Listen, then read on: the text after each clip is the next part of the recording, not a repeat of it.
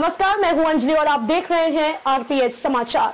तो चलिए शुरुआत करते हैं आज की बड़ी खबर से। लालच का फल। लालच व्यक्ति को अंधा बना देता। जानते हैं कैसे? बहुत पुरानी बात है। एक नगर में 4 ब्राह्मण पुत्र रहते थे। उन चारों ने साथ मिलकर शिक्षा प्राप्त की, किंतु चारों बहुत गरीब थे। वे चारों गरीबी से तंग आकर सोचने लगे कि इतना ज्ञान प्राप्त करके गरीबी में ही जीवन काटना है तो ज्ञान प्राप्त करने का कोई फायदा नहीं है। गरीब व्यक्ति को समाज में कोई मान सम्मान नहीं देता, उसके रिश्तेदार और सगे संबंधी भी उससे मुंह मोड़ लेते हैं।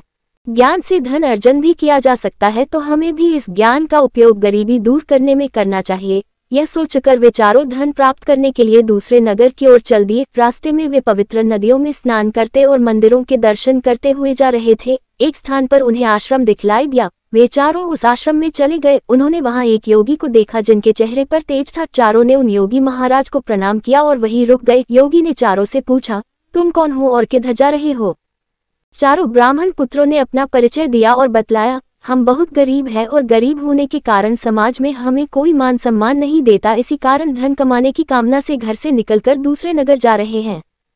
योगी और उन चारों ब्राह्मण पुत्रों में बहुत देर संवाद चलता रहा। चारों की धन कमाने की लालसा को देखते हुए योगी ने उन्हें 4 मोती दिए और कहा, इन मोतियों को लेकर तुम हिमालय पर्वत की तरफ जाओ और जिसका मोती जहां गिर जाए वहां उसे खजाना मिलेगा। धन मिलने के पश्चात उसे लौटना पड़ेगा।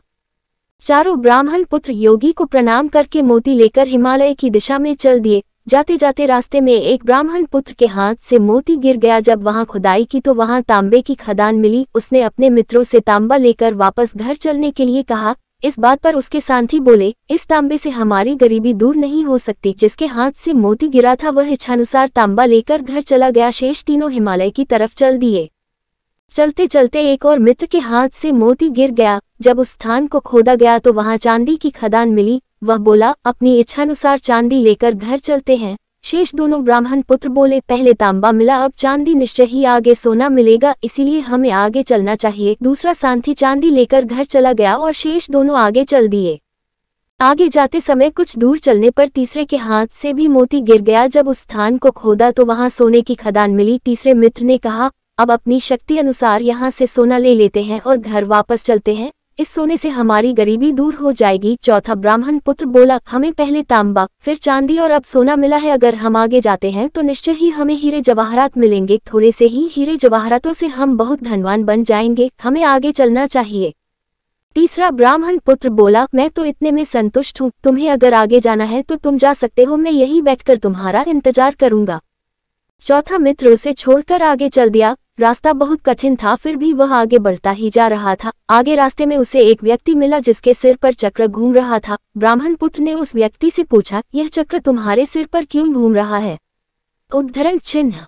अभी बात चल ही रही थी कि वह चक्र उस व्यक्ति के सिर से ब्राह्मण पुत्र के सिर पर आ गया। ब्राह्मण पुत्र को कुछ समझ नहीं आया और उसने फिर पूछा, यह चक्र मेरे सिर पर कैसे आ गया? उस व्यक्ति ने कहा, यह चक्र इसी तरह मेरे सिर पर भी आया था। मैं भी धन के लोभ में यहाँ आया था। जब तुमसे बड़ा कोई धन का लोभी यहाँ आकर तुमसे पूछेगा तो यह चक्र उसके सिर पर चला जाएगा। ब्राह्मण पुत्र ने पूछा, तुम यहाँ कब से हो और क्या तुम्हें भूख प्यास नहीं लगती? उद्धरण चिन्ह। ब्राह्मण पुत्र की बात सुनकर वह बोला, मैं तो यहाँ कई वर्षों से हूँ। जब यह चक्र किसी के सिर के ऊपर आ जाता है तो उसकी भूख प्यास मिट जाती है और मृत्यु का भय भी खत्म हो जाता है। उसके केवल इस चक्र के घूमने का कष्ट ही परेशान करता रहता है। इधर तीसरा मित्र जो सोना पाकर संतुष्ट हो गया था, उसने बहुत समय तक अपने मित्र के लौटने का इंतजार किया, किंतु जब वह नहीं आया तब खुद ही उसे ढूंढने आगे बढ़ गया और अपने मित्र के पैरों के निशान की सहायता से वहां तक पहुंच गया जिधर उसका मित्र था।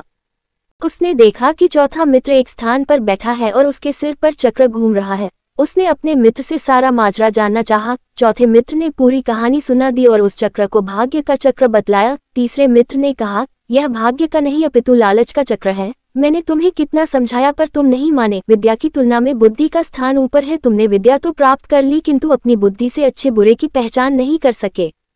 जिसके सिर पर चक्र था उसने अपने मित्र से सहायता मांगी। तीसरे मित्र ने कहा, मित्र, मैं चाहकर भी तुम्हारी सहायता नहीं कर सकता। मुझे डर है कि मेरे यहाँ ठहरने से यह चक्र मेरे ऊपर न आ जाए। चौथे मित्र ने कहा, यह मात्र देव सहयोग नहीं अपितु मेरे लालच का फल है। मुझे यही रहकर अपने कर्मों और लालच का फल भोगना है, किंतु ईश्वर कृपा से सभी का उद्धार होता है, तो मेरा उद्धार भी अवश्य होगा। तुम्हें भी अधिक देर यहाँ नहीं रुकना चाहिए, नहीं तो यह चक्र तुम्हारे ऊपर भी आ सकता है। इतना कहकर उसने अपने मित्र को जाने की अनुमति दे दी और तीसरा मित्र भी अपने हिस्से का धन लेकर अपने घर लौट आया। अपने कर्मों का फल भोगकर चौथा मित्र भी उपयुक्त समय पर उस चक्र से मुक्त हो गया। लालच का फल कहानी से हमें शिक्षा मिलती है कि कभी भी लालच में अंधा नहीं होना चाहिए। रिपोर्ट रघुनाथ प्रसाद शास्त्री। खबरों में अब तक ले बस इतना ही। मिलते हैं फिर ऐसी ही बड़ी खबर के साथ। तब तक के लिए नमस्कार और देखते रहिए आरपीएस समाचार।